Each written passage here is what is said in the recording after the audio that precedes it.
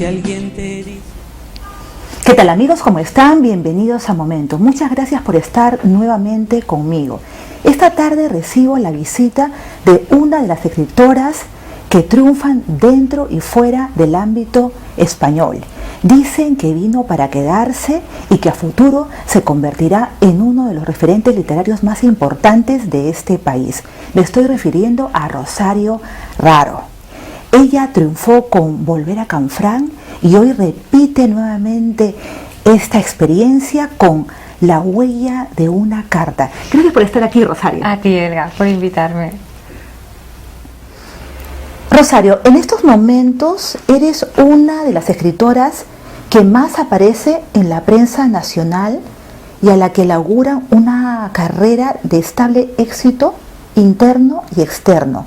Es decir, llegaste para permanecer y ser un referente literario, pero vayamos a tus orígenes. ¿Desde cuándo escribes? ¿Cuándo se te metió el bichito de la escritura? ¿O ya naciste infectada, por decirlo de alguna manera? Bueno, eso es una frase, ¿no?, que se repite mucho, que le aconsejan a los jóvenes escritores que si pueden vivir sin escribir, que no escriban, ¿no? Y escribir sin vivir, ¿no?, sería la otra parte. Yo escribo pues desde que me recuerdo, ¿no? Desde que tengo uso de razón. Escribí un primer texto que se tituló Mi viaje en una nube. No me atrevería a calificarlo porque era un relato, era, yo qué sé, una especie de imaginación puesta en palabras, y desde ese momento pues ya me di cuenta que era algo muy divertido, algo que yo podía hacer sin necesidad de nadie y sin apenas nada. Y que, como dijo Josefina Aldecoa, ¿no?, de la novela, que es un medio de transporte, pues a mí me llevaba a muchísimos sitios y me gustaba la experiencia. Y ahora mismo pues creo que ya llevo casi 30 años, ¿no?, entregada a la escritura y también a la literatura como Pero lectora. eso afloró espontáneamente, te lo inculcaron, lo viste en tu familia. ¿Cómo se dio eso? ¿Cómo te diste? Mira, como yo escritora? creo que sobre todo porque mi abuela materna, a quien le he dedicado La huella de una carta, se llamaba Ramona Pérez Serra, ella leía muchísimo. Hacía un crucigrama a la semana, ¿no? Era como su entretenimiento también, ¿no? Y en los últimos meses solo leía La Plaza del Diamante una y otra vez, ¿no? Y era como que era la novela que ella se quería llevar. Y claro, y yo creo que, como dicen siempre, los niños, más que hacer lo que les decimos, hacen lo que ven, ¿no? Exactamente, y sí. en mi caso pues yo creo que fue una imitación muy temprana, porque ya ha sido mi modelo pues en muchas cosas, ¿no? Y cuando ves a alguien que aprecias y que admiras, que se lo pasa bien con una actividad, pues bueno, tú piensas que algo tendrá, ¿no? Y las primeras novelas que me leí pues fueron las que ella traía de la biblioteca, y bueno, y a mí me procuró pues experiencias buenísimas, ¿no? Claro, ella fue tu inspiración, pero tú tenías condiciones para escribir. Bueno, no lo sé, porque a ver, yo creo que esto es más una cuestión de técnica y de echarle muchísimas horas, de desarrollar determinadas habilidades. O sea, yo pienso, y eso también tiene que ver con mi faceta de profesora de escritura creativa. En mi primer taller de escritura lo di hace 25 años, ¿no? Entonces yo he visto a muchas personas escribir, evolucionar, triunfar. Me ha alegrado muchísimo, ¿no? Cuando yo entro en una librería y veo un libro de un alumno mío, me hace muchísima ilusión. O sea, no sé si más que el mío, pero bueno, igual en cualquier caso. Y lo que... No, es que se me viene a la mente eso de que se nace escritor, que no se forma, o bueno, si lo formas, tienes algunas condiciones que tú detectas en él, ¿no? En el caso de una tallerista, una profesora. En este caso, tanto por las personas a las que he conocido, ¿no?, en estas circunstancias, como por mí misma, lo que te puedo decir que he observado es que, mejor o peor, todos somos capaces de escribir, ¿no?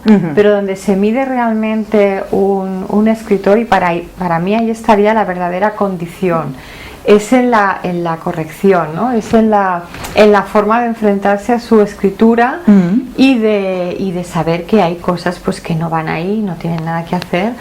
y que es un proceso muy parecido a la destilación. Yo creo que más que de amalgama sería de reducción. ¿Tú puedes visionar en tus alumnos quiénes se quedarán ahí, entre otros que sí podrían tener un futuro como escritores?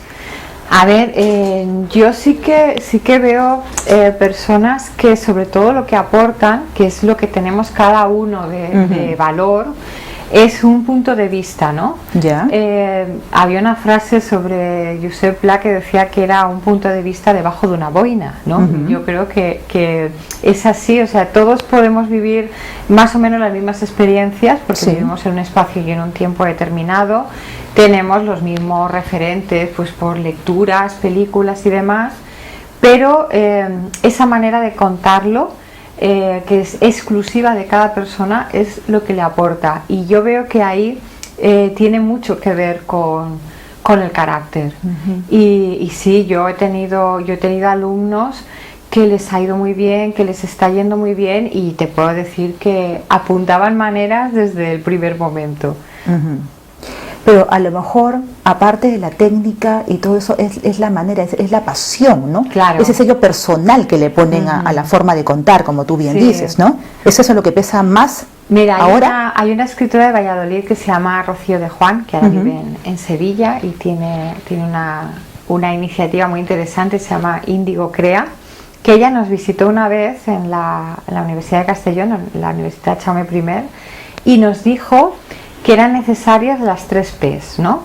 La pasión, como tú dices, porque claro, cuando a algo le ponemos ganas y nos gusta, contra viento y marea, sí, vamos. No sabemos de horas, siempre tenemos tiempo, siempre nos va bien. Después de esa pasión necesitaríamos la planificación, ¿no? Y lo digo en todos los aspectos. Por ejemplo, una especie de planificación externa que nos llevaría a tener el tiempo suficiente para escribir cada día, ¿no? A ser posible. Y ya una planificación interna del relato, del poema, que hiciéramos primero un esquema, que tuviéramos muy claro lo que queremos contar, aunque luego lo cambiemos. Y la tercera P, que nos decía ella, era la perseverancia.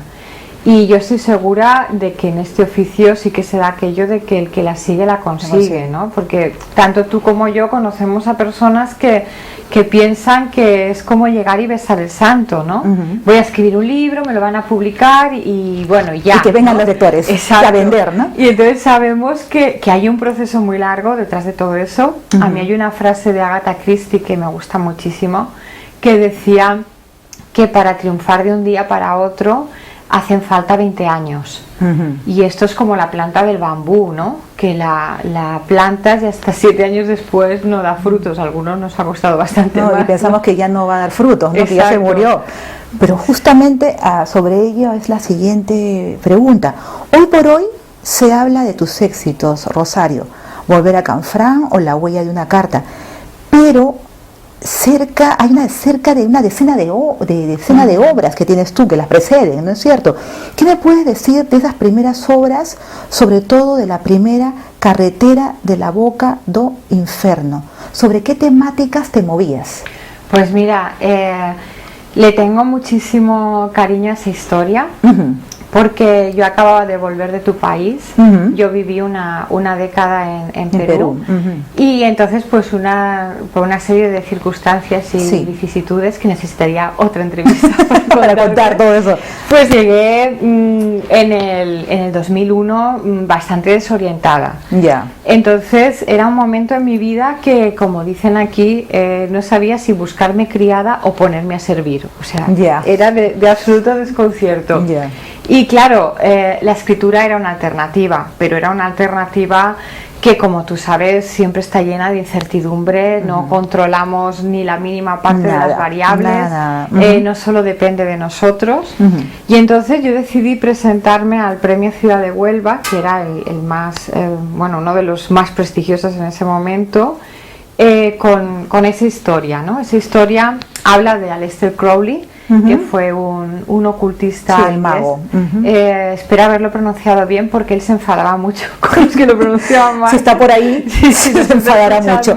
Y entonces había un episodio en la vida de Fernando Pessoa que cuenta Ángel Crespo en un prólogo a su poesía, que a mí me interesó muchísimo, y decía que Pessoa se había entrevistado con él en Lisboa y que se enteró que 3 días antes de esa entrevista se había ahogado, y nunca supieron si era intencionado o, bueno, sí. Pero Aleister Crowley en realidad murió, ¿no? Murió en una fonda.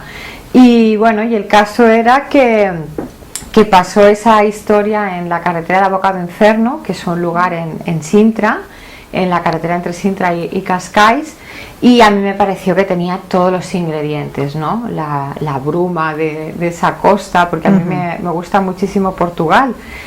Yo creo que tendríamos que estar como más conectados, ¿no? Parece que España y Portugal vivan espalda contra espalda, sí, ¿no? Es otro mundo. Sí, y entonces ese fue uno de los momentos en los que gané ese premio. Entonces era 1.000.000 de pesetas, hablamos del 2001. Cuando me llamaron para comunicármelo, pues no me lo creí. Yo sé que esto lo dicen todos, ¿no? Sí, pero en tu caso sí, ¿no? Fue así, porque era como ya el último cartucho, ¿no? Y entonces aquello, la señal que te faltaba. Exacto, aquello me dijo, bueno, pues persiste y sigue por este camino. Y bueno, lo que yo no imaginaba es que pues unos 13 años o 14 después de aquello pues iba a llegar Planeta, ¿no? Pero bueno, que continúe escribiendo. Muchos de los libros que tú me has dicho son libros de poesía, y entre ellos también he escrito muchísimos haikus. Porque... Pues es un descubrimiento. Esa parte no encontré durante mi investigación. Bueno, pues ya te lo mandaré. Te mandaré por la parte poética, tus orígenes poéticos, no. Pero ya me contarás. Como tú dices, habrá una segunda parte. Sí, será una serie. Sí, no una serie. Tengo entendido que tienes 7 vidas, Rosario, y que escribes temprano para poder vivir tus otras vidas de gente normal. ¿Los escritores estamos un poco locos? Es que yo creo que eso no es exclusivo mío, ¿no? Eso nos pasa a todos, porque tú sabes perfectamente que profesionalizarse en este oficio es prácticamente imposible. O sea, ni siquiera algunos de los escritores que todos tenemos en mente, ¿no? Sí. Cuando se dice escritor o escritora, pues complementar sus ingresos pues con columnas en determinados periódicos, ¿no? Las pues colaboraciones. Exacto, ¿no? Conferencias y demás. Y los talleres. Y los talleres de escritura. Sí, que somos bastantes los que estamos en esto, que para mí es un oficio falaz, porque lo de enseñar a escribir, yo no sé hasta qué punto es posible, pero bueno. Y entonces, claro, lo que dices de las 7 vidas es que por esa imposibilidad de profesionalizarnos, tenemos que compatibilizarlo. Pues claro, una amiga mía, Rosa Miró, dice que es la vida laboral, familiar y lírica, ¿no? Ya. Pero claro, tenemos que ver pues cómo llevarlo a cabo, y como decía aquella película, parte glamurosa, ¿no? De ir a las conferencias, a las entrevistas, presentaciones, etcétera, etcétera, ¿no? Claro, además y sales en las redes sociales. Se tiende a pensar que nuestra vida es como Facebook, ¿no? Cuando es realmente ficción, porque lo construimos, ¿no? Y lo construimos, o sea, cumple todo el esquema de la comunicación respecto a un destinatario ideal, ¿no? Claro. Cómo queremos que se nos vea, y bueno, pues que todos tenemos muchísimas facetas, pero yo creo que se enriquecen unas a otras. Pero me has nombrado 3 vidas, ¿cuáles son las otras 4? Pues mira, además es que yo también soy fotógrafa deportiva, he hecho varias portadas de libros, voy a muchísimas carreras, eso sí, como espectadora, pero bueno, yo creo que suelo ir a unas, sin exagerar, 35 o 40 al año. Luego también la necesaria vida social, ¿no? Aparte de la tienes que dejarte familiar y todo eso, porque las ideas para escribir yo creo que muchas veces nos vienen de esas situaciones, ¿no? Donde nos cuentan una historia. A mí en Perú me contaron muchísimas. Perú es Macondo. La Quinta Jeren, Barrio Salto, bueno, la Casa Batucita. Exacto, sí, que estaba embrujada. Que estaba embrujada y seguirá embrujada forever. En la avenida Tacna, es verdad, cuántos recuerdos comunes tenemos. ¿Liberas a la escritora una vez al día? ¿Solo existe por las mañanas? Eso no me lo creo, ¿ah? No, 24 horas. A ver, yo es que creo que escribir no solamente es el acto de ponerte ante el teclado o con lápiz o como escriba cada uno. Yo estoy todo el día escribiendo. Sí, tú eres muy mental, ¿no? Tú todo lo desarrollas en la mente. Y por ejemplo, cuando conduzco, ¿no? Es una de las situaciones en las que me surgen las mejores ideas. Entonces, yo voy elaborándolo todo y cuando me pongo pues a escribir, realmente para mí es transcribir, ¿no? Y ya lo cuento, pero ya he tenido un proceso mental pues bastante intenso. Sé que sueles escribir con frecuencia durante tus viajes, ¿no? Y con el tiempo en contra por los plazos a cumplir.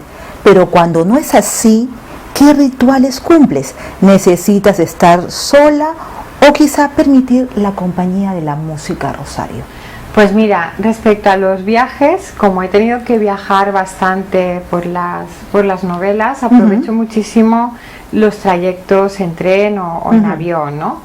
Y luego lo que me preguntas, o sea, las dos únicas cosas que sí que son para mí una necesidad y no un capricho ni un lujo, son el silencio y la soledad. O sea, yo cuando escribo, para mí es como una inmersión, ¿no? Como que me meto en otro momento, en otras vidas, es como una especie de encarnación y no puedo estar entrando y saliendo, porque entonces es como que no podría continuar en ese estado que se parece muchísimo pues a un trance. Y luego la música no, porque me gusta mucho y me distrae, o sea, prefiero el silencio, y si puede ser un ordenador con conexión a internet, mucho mejor, porque así tengo abierto el diccionario de la RAE, de sinónimos, lo voy comprobando todo y mejor. Me recuerdas a alguien. A ti. Rosario, tu tema por excelencia es la condición humana. Ya me has dicho que buscas o encuentras tus historias con la gente, que la gente va y te cuenta cosas o tú las percibes, ¿no?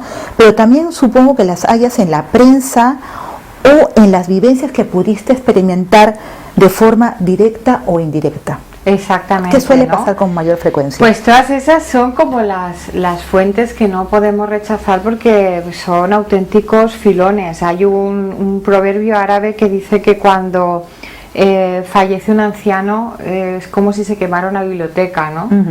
Entonces, que en mi caso, por ejemplo, en esta última novela, La huella de una carta, sí que partió de un artículo en la prensa, ¿no? Que no sé, empecé a leerlo, hablaba de un hombre que se llamaba Klaus Knapp, me pareció una historia apasionante, y lo que hago, ¿no?, es que cuando a mí una historia me conmueve, yo pienso que va a conmover a muchas más personas, porque en el fondo todos somos muy parecidos, ¿no? Si no, pues salvando las abismales distancias entre Shakespeare y servidora, vemos que las obras de Shakespeare tienen un vigor hoy en día, pues porque hablan de las pasiones humanas, ¿no? Sí, definitivamente. Pero ¿cuándo o en qué momento sabes que esa historia debe ser contada? ¿Qué condiciones debe cumplir? Pues mira, la prueba que me hago es que, o sea, yo pienso que en este momento, ¿no?, de la historia, que tenemos una saturación de información y de comunicación, ¿no?, la hiperconectividad y todo lo que continuamente nos viene, ¿no?, nos cae encima, que la prueba que yo hago es que si yo escucho una historia, ¿no?, en la radio, en un telediario que he leído en la prensa, o en un libro de ensayo, o como tú decías, que me ha contado alguien, y pasan los días, las semanas, los meses, y esa historia se queda conmigo y se convierte en algo indeleble, y otras historias no la solapan o no hacen que yo la olvide, entonces pienso que si a mí me ha calado, es que vale la pena contársela, ¿no?, a más personas. Antes de sentarte a escribir, visualizas la historia en tu mente, eso ya está clarísimo, la visualizas. Luego pasas a la acción, pero sigues un proceso ordenado y esquemático. Para ti es menester cuidar los detalles y tenerlo todo atado. ¿De quién aprendiste esto? A ver, lo que pasa es que esto sirve sobre todo para la estructura, ¿no? Es como un edificio. porque si no corremos el riesgo en una novela de contarlo todo en el primer tercio y que luego ya no nos quede material, o al revés, ¿no? Empezar de una forma muy descriptiva, muy lenta y luego empezar a acelerar porque nos faltan páginas. Yo en ese sentido nunca me planteo un límite ni me planteo una extensión a priori. Yo, por ejemplo, pues he tenido historias muy jugosas, ¿no? Y que me apetecía mucho escribirlas y las he resuelto en 5 líneas porque no necesitaba más. O, por ejemplo, pues Volver a Canfranc necesité 511 páginas para contarlo. Entonces sí que es verdad que aunque tengo un esquema, ¿no? Más que nada por ir dosificando la información. Ahora esto se llama escaleta y parece algo muy moderno de los guionistas, pero lo hacía Cervantes en el Quijote, colocaba un epígrafe, ¿no? Debajo del número del capítulo y decía de lo que aconteció en tal lugar a no sé quién, ¿no? Entonces esas 2 líneas que en este caso nosotros pensamos o las pensamos como un resumen de capítulo, es lo que yo me escribo, ¿no? Y sobre todo eso me va muy bien para saber lo que ha pasado, lo que no ha pasado, porque al final mi principal herramienta a la hora de escribir es la memoria. O sea, tenemos que tener un montón de páginas en la cabeza con personajes, acciones, saber lo que llevan en el bolsillo, lo que beben. Sí, las características, claro, ¿no? Todas desde físicas, cómo piensa, cómo siente y todo, absolutamente todo. Errores de raccord, ¿no? Sí. ¿Eres o vas camino a convertirte en la escritora que quieres? ¿A qué le eres fiel en tu literatura? ¿Cuál es tu compromiso no escrito con tus lectores? Pues sobre todo contar, y además lo dices en el propio enunciado, historias comprometidas, ¿no? Yo creo que por el momento en que nos ha tocado vivir, ya adquirimos ese compromiso y que de alguna forma tenemos que meter el dedo en la llaga. Y a mí me interesan, o sea, más que las historias olvidadas, las historias que han sido intencionadamente olvidadas, que hay motivos para que se haya pretendido que el peso del tiempo las sepulte, ¿no? Y rescatarlas, y entonces darlas a conocer para que los lectores me digan, que suele ser la pregunta más habitual, ¿no? ¿Esto es verdad? Entonces cuando a mí me dicen eso, les he hecho titubear, les he hecho dudar, han pensado que algo así no me lo puedo haber inventado yo, al menos 100%. Entonces eso es lo que me interesa, ¿no? Y ese es mi compromiso. Y sobre todo, a la vez que te decía lo de la memoria, pensaba que también para mí la materia prima de la escritura es la libertad. Yo no podría escribir por encargo, aunque bueno, reconozco que es lo que hago con mis alumnos continuamente, decir, vamos a hacer un texto que trate, que yo luego me aplico mi medicina y también intento esos ejercicios, pero yo puedo escribir sobre un tema determinado, con unas características, un relato. Pero una novela, más que un tema que me interese, ¿no? Que eso también tiene que ser prácticamente una obsesión, porque el tiempo de convivencia con ese tema y con ese texto, pues no sé, en el caso de Volver a Canfranc fueron 4 años, la voy a una carta 3 y necesitas que sea un tienes tema... que creer en esa historia, identificarte con ella también, y sobre todo tiene que tener mucha verdad, o sea, que se utilicen todos los mecanismos de la ficción, pero para crear un simulacro de realidad.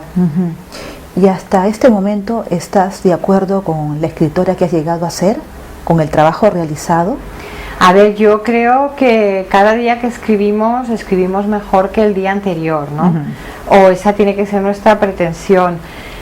Yo no me puedo dormir en los laureles, porque pienso que bueno, que estas historias han tenido su aceptación, pero yo soy muy autoexigente conmigo misma, soy muy perfeccionista, no sé hasta qué punto eso es bueno, pero creo que un lector nos da lo más valioso que tiene, que no es el dinero, sino que es su tiempo, ¿no? Y deposita su confianza. Entonces, cuando escribimos es como que es un poco la botella del náufrago, o sea, nosotros lo lanzamos, pero hasta que no tenemos la respuesta del lector no sabemos si ese mensaje ha llegado, ¿no? Entonces yo no quiero hacerle perder a nadie su tiempo, su dinero. Es verdad que he visto muchísimos borradores publicados, y con eso me refiero a que eran libros en estado todavía embrionario, que igual con muchísimo trabajo, muchas horas, mucha dedicación, hubieran llegado a ser grandes obras. Pero claro, yo creo que cuando se pone la palabra fin a una historia, yo nunca la pongo porque eso me suena a película, pues ahí es donde empieza el verdadero trabajo. O sea, no se puede decir, ya he terminado la novela, la mando, ¿no? Sí. Porque claro, puede estar en un estado lamentable, lleno de olvidos y que necesite aún mucha revisión. Mucha revisión, exacto. Entre tus autores de cabecera hay dos conocidos míos, Julio Ramón Ribeiro y Luis Hernández. ¿Cómo te conquistaron? ¿Qué has aprendido de ellos? Pues mira, me parece que son imprescindibles y además estar con alguien que conozca a Luis Hernández y bueno, a Julio Ramón Ribeiro se le conoce más, ¿no? por sus cuentos. No sé, yo me acuerdo de muchos continuamente como La Insignia, ¿no? Viejas querellas en la vieja quinta, que son relatos que tienen la propiedad de explicarnos con muy pocas páginas lo que pues otros necesitan tomos y tomos de enciclopedias, ¿no? Sí. Entonces, claro, para mí fue un descubrimiento, pues al poeta Luis Hernández lo descubrí casualmente porque habían colgado de la fachada de la iglesia de Santo Domingo en Lima un poema suyo que dice: raíz cuadrada de -2, eres un amor irracional, ¿no? Algo así. Entonces empecé a buscar cosas de él. Cada cosa que encontraba era más interesante, los poemas del ropero, ¿no? Como tú sabes, que él, más que publicar, escribía en cuadernos. Exacto, y los regalaba los amigos que a publicaron. Los amigos, y bueno, toda una serie de poemas los escribió pegándolos en la parte trasera de un ropero o escribiendo. Y la Universidad Católica de Lima está haciendo una labor de rescate de su obra. Han conseguido reunir muchísimos cuadernos, pero claro, algunos pues estarán en casas que no sabrán ni qué están y no ahí, querrán compartirlos. Claro, tesoros muy particulares. Sí, ahora entiendo la presencia de un poeta en tus preferencias. Viviste más de 10 años en Perú, ya me lo has dicho. Estudiaste en dos universidades, las más emblemáticas de mi tierra, la Universidad Mayor de San Marcos, la Decana de América, y la Pontificia Universidad Católica del Perú. Bueno, ya me contaste algo de cómo fuiste a parar allí, pero fue una época también muy complicada en la que llegaste, ¿no? Sí. Estaba el gobierno de transición, rehenes, en la embajada del Japón, sí, fue una época ejemplo, muy... ¿Y con qué pensaste? Dijiste, qué desastre de país, por Dios, bueno, me he metido. A ver, lo que pasa es que, claro, que tú sabes el dicho ese de que los pueblos felices no tienen historia, ¿no? Entonces, claro, todo lo que aparece en las noticias realmente es porque son hechos reseñables y suelen ser por lo malo. Entonces, claro, yo llegué a Perú, había leído a muchísimos autores peruanos. En ese momento estaba leyendo a Jaime Bailey, no sabía que 2 semanas después iba a estar por la avenida Conquistadores, por todos los sitios que él describe. Y claro, y lo que tú dices, o sea, es que yo creo que decir lo de la Católica y decir lo de la Universidad San Marcos son dos universidades muy distintas, ¿no? Entonces, por ejemplo, yo estudié escritura creativa con Alonso Cueto, que me pareció un conocido mío. Bueno, una persona maravillosa, un hombre inacabable, y además uno de los grandísimos escritores de este siglo y del pasado, porque claro, en Perú lo que sucede es que como hay tan grandes figuras, ¿no? Luego pues los otros escritores es como si solo pudiéramos tener 2 o 3 por país, ¿no? Entonces decir, a ver, Bolivia, Edmundo Paz Soldán, Chile, Isabel Allende, y claro, y es que en Perú yo conocí buenísimos escritores que tienen una diferentes obra corrientes enormes, totalmente abismales en temáticas y en todo eso. Y a mí, bueno, Perú me deslumbró. Algunos de mis mejores amigos, tanto peruanos como españoles, los conocí en esa época. Por suerte mantenemos el contacto. Y yo es que me pongo a hablar de Perú y no acabo. Tengo un correo electrónico preparado para cuando alguien me dice, me voy a Perú, ¿qué me recomiendas? Ya lo envío, porque si no me dedicaría a la perulogía también bastantes horas al día. En ambas universidades estudiaste escritura creativa. ¿En San Marcos con quién estudiaste? Con Jorge Valenzuela. Con Jorge Valenzuela. Ya habías cosechado muchos éxitos en tu carrera de escritora con premios dentro y fuera de España, pero es con volver a Canfranc, o sea, lo que te da visibilidad, ¿no? Y comienzas a ser conocida y reconocida.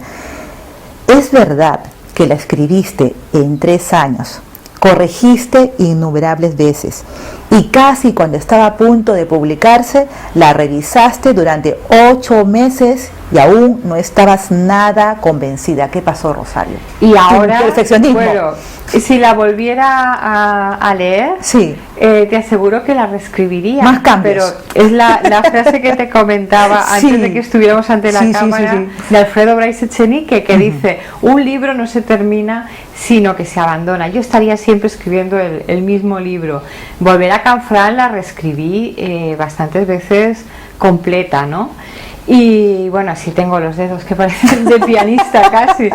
Y claro, lo que pasa es que tenemos que limitarnos a lo que te decía del esquema de la comunicación y decir, se está entendiendo, tiene esa textura que yo pretendía, he conseguido que los personajes, alguien piense que pueden ser reales, bueno, de hecho algunos lo son, ya, o sea, porque y tenemos que cambiar de disco. ¿Pero estás ¿no? contenta o no? Sí, a ver, estoy satisfecha con el resultado por un motivo principal, y es porque logra conmover, que es lo que yo quería. Hay 3 escenas en la novela que son mis escenas preferidas, que yo cada vez que las revisaba y volvía sobre ellas, por tanto, volvía a emocionarme y lloraba en esas escenas. Entonces, para mí el desafío es coger las letras, ¿no? Como en las imprentas antiguas, que están en los cajones y son letras muertas, y convertirlo en algo que tenga aliento de vida, ¿no? Y eso es lo que pretendo. Le debes mucho a volver a Canfranc y has dicho que algo magnético tiene ese lugar. Sí, porque, claro, a ver, esa novela, yo cuando la estaba escribiendo pensaba que se iba a publicar en Chile. Porque había una editorial que tenía sede en Barcelona y en Santiago, y entonces era una propuesta, a mí me hacía bastante ilusión porque iba a acompañar la edición dominical del Mercurio, del periódico allí. Interesante, sí. Y como ya había vivido en Perú, había posibilidades de que también se vendiera allí, y bueno, yo me imaginaba pues alguien bajando al kiosco de la calle donde yo vivía, Mártir Olaya, ¿no? Allí al lado del Parque Miraflores, y comprando mi novela y todo eso. Y entonces pues yo escribí muy en contacto con los grupos de Facebook de Canfranc, y me decían, pero es que esta historia la tienes que publicar aquí, ¿no? Porque claro, en Chile pues no van a sentirla tanto como en el Pirineo y demás. Y bueno, y lo de la editorial Planeta fue porque yo le escribí a quien ahora era mi editora y le conté todo esto, y me dijo que le mandara lo que tuviera hasta ese momento. Y claro, como tú has dicho, sobre todo lo que hace una editorial así es que da muchísima visibilidad. Exacto. Por 2 motivos principales. O sea, uno es por la presencia en los medios y otro también es por la distribución, porque claro, que en cualquier ciudad o pueblo de España se pueda encontrar mi novela, bueno, y ahora también y fuera en Amazon se puede comprar desde cualquier parte del mundo. Claro, eso influye mucho, porque hay muy buenos libros que o porque permanecen solo 2 semanas en la mesa de novedades o porque ni siquiera nos enteramos de que se han publicado, existencia, nos pasan desapercibidos, ¿no? Y estos, estamos hablando de ese mínimo porcentaje que han llegado a publicarse siquiera, ¿no? La productora Diagonal TV ha adquirido los derechos audiovisuales de tu novela para su adaptación a la pantalla. ¿Cuándo la podremos ver? ¿Estarías dispuesta a actuar en ella?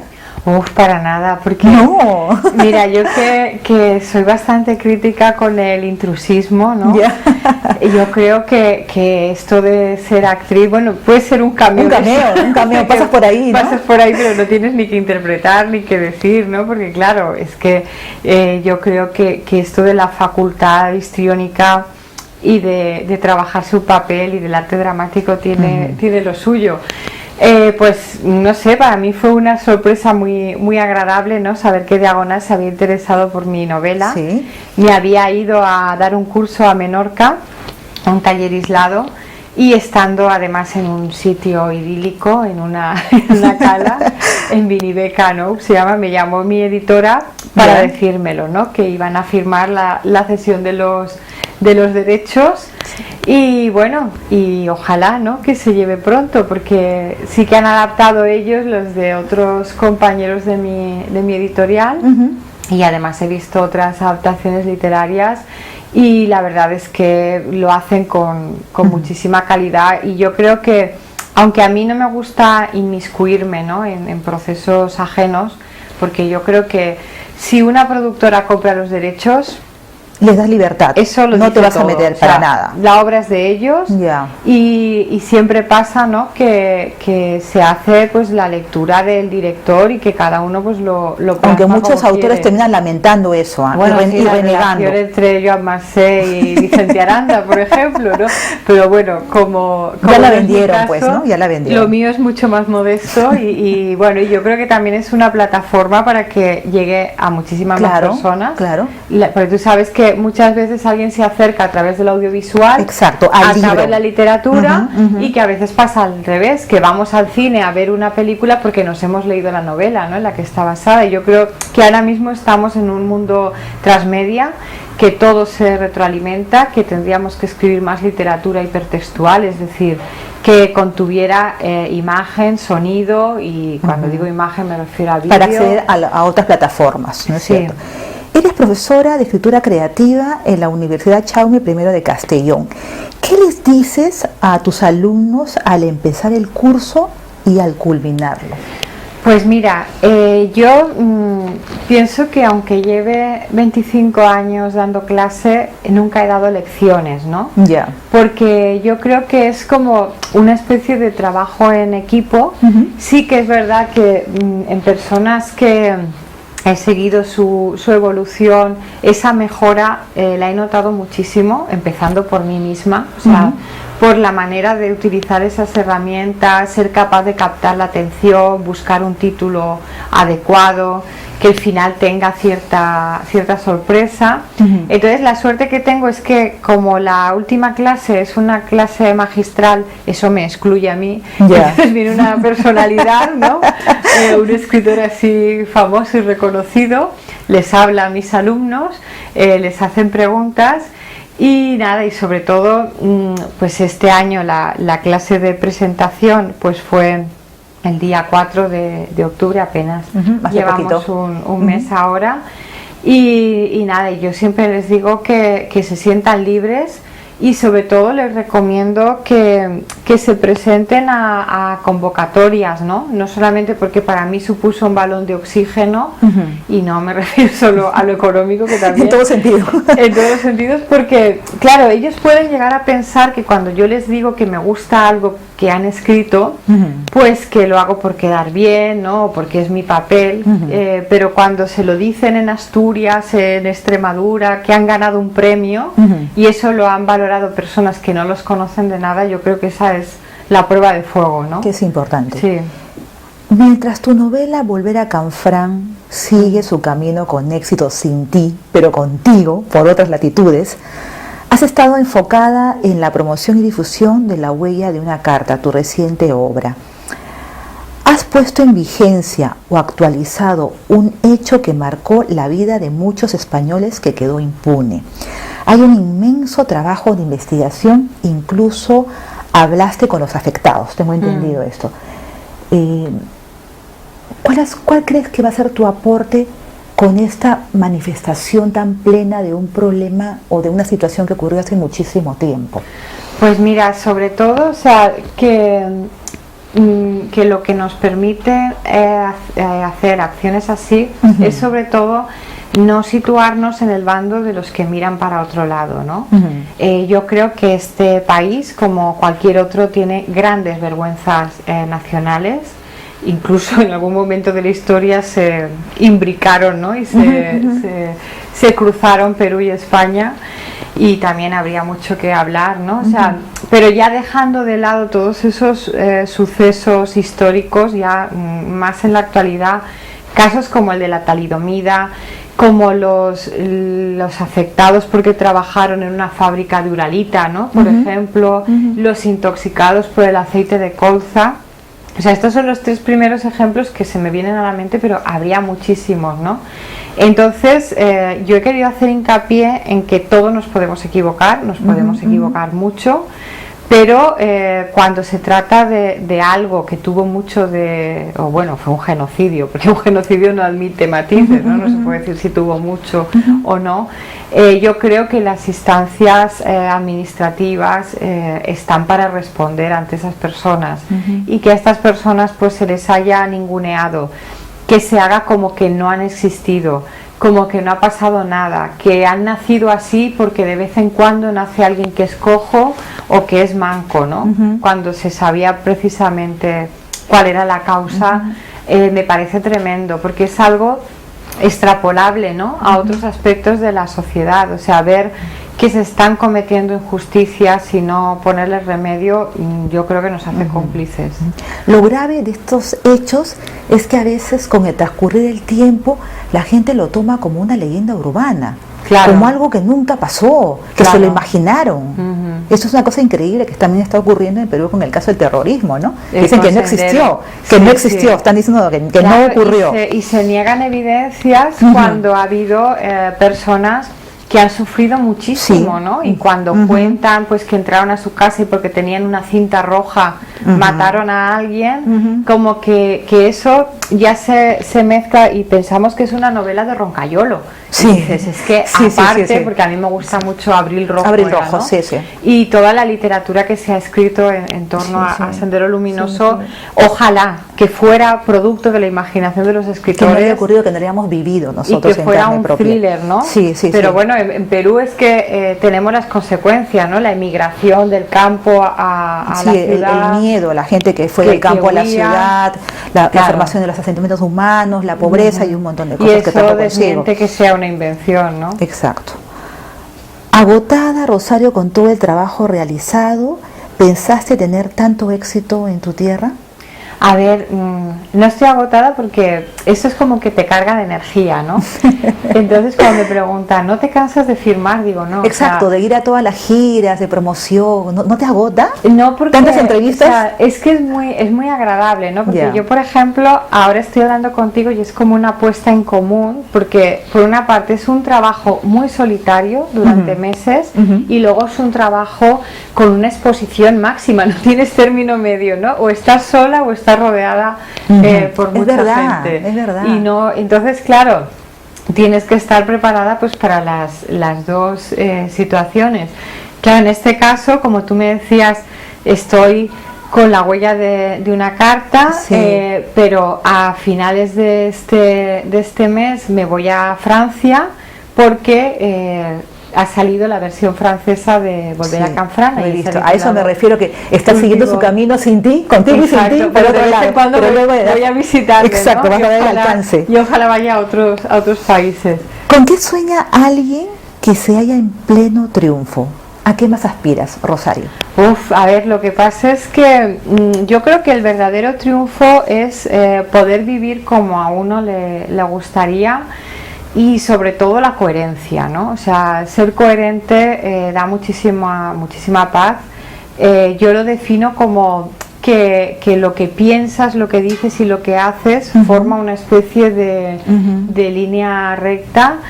Y bueno, yo a lo que aspiro es a seguir escribiendo, o sea, y que mis historias lleguen, que sean capaces, ¿no? de mover pues sentimientos, no sé si montañas como la fe, pero bueno, que casi, ¿no? Si doy a conocer determinados acontecimientos. No sé, has conseguido tu sueño, imagina, tienes algo de magia, ¿no?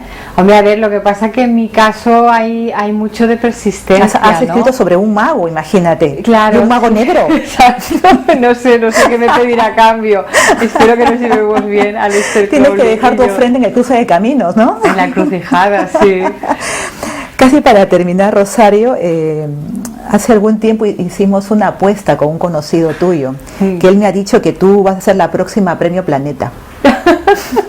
Mira cuánta fe te tienen, pues, claro, o sea, yo estoy encantada, ¿no? Porque que consideren que soy merecedora del segundo galardón más importante del mundo, ¿no? Después del Nobel, pues dice mucho y claro, lo que pasa que también para mí que determinadas personas apuesten, ¿no? De esa manera, pues como comprenderás, me crea una Mira, si obligación. gana tienes que llevarlo a la ceremonia de entrega de premio, ¿ah? Pues nada, ya te desvelaré el nombre. Vale, vale. Rosario, ha sido un enorme placer conversar contigo. La verdad que tenemos algo en común. Tenemos Lima, muchísimo. Lima, el cielo panza de burro, el La ceviche, garúa, la ¿no? garúa que moja y no moja. Pero bueno, me has hecho recordar esos tiempos bonitos ahí en Perú. Pues sí, Gracias yo creo por querer que- tanto mi tierra. Que además de ir a Canfranc, los lectores tendrían que ir también a Perú. A lo mejor tiene que hacer, ¿no? Volver a Lima. Exacto. y O creo volver a que- Miraflores o San Isidro. que creo que es un país que tiene muchísimas posibilidades. Muchísimas gracias. Gracias Mucha a ti, suerte Elga. también. Y hasta la próxima. Gracias amigos por vuestra compañía. Hemos gozado de la presencia y de la esencia de Rosario Raro, que nos ha dejado ese mensaje tan especial como es volver a sus orígenes y triunfar en una tierra que es suya. Gracias por haber estado conmigo. Soy Elga Reategui. Nos vemos pronto.